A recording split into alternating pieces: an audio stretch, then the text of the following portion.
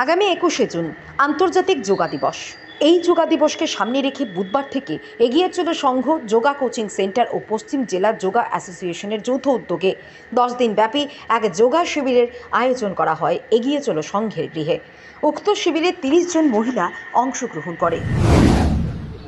এগিয়ে চলো সংঘ এবং পশ্চিম জেলা যোগা অ্যাসোসিয়েশনের যৌথ উদ্যোগে 163তম রবীন্দ্রনাথ ঠাকুরের জন্মদিবস উপলক্ষে এবং আন্তর্জাতিক যোগা দিবস উপলক্ষে যে 10 দিনব্যাপী যে এখানে যোগার কর্মশালা শুরু হচ্ছে, এই কর্মশালাকে সামনে রেখে আজকে একটি ছোট্ট অনুষ্ঠান হলো। এখানে উপস্থিত ছিলেন আমাদের মধ্যে আমাদের এই 34 নম্বর ওয়ার্ডের মাননীয় কর্পোরেটর জাহ্নবী দাস মহোদয়া। এছাড়া উপস্থিত আছেন যোগাগুরু, পশ্চিম জেলা যোগা অ্যাসোসিয়েশনের সম্পাদক অমল ভট্টাচার্য সহ এবং এই যোগা সেন্টারের যিনি কর্ণধার উত্তম দেবনাথ সহ সবাইকে আমরা এগিয়ে চলো সংঘ থেকে ধন্যবাদ জানাই।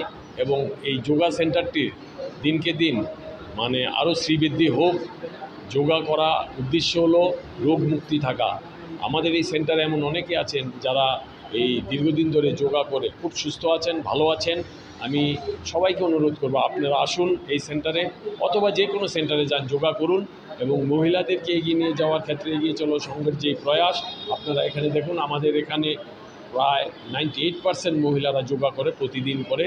এই সেন্টারটির সাথে যুক্ত যারা রয়েছেন, বিশেষ করে আমাদের উত্তম স্যার অক্লান্ত পরিশ্রম করে একে এগিয়ে নিয়ে যাওয়ার চেষ্টা করছে যোগাকে।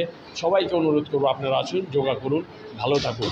এবং এই যোগার ক্যাম্পের সফল এবং সাকসেস হওয়ার জন্যে যে চেষ্টা, সেটা যাতে সুন্দরভাবে সফল হয় তার জন্য আমি সবার কাছে এবং আমি ব্যক্তিগতভাবে সাফল্য কামনা করছি। ধন্যবাদ, নমস্কার।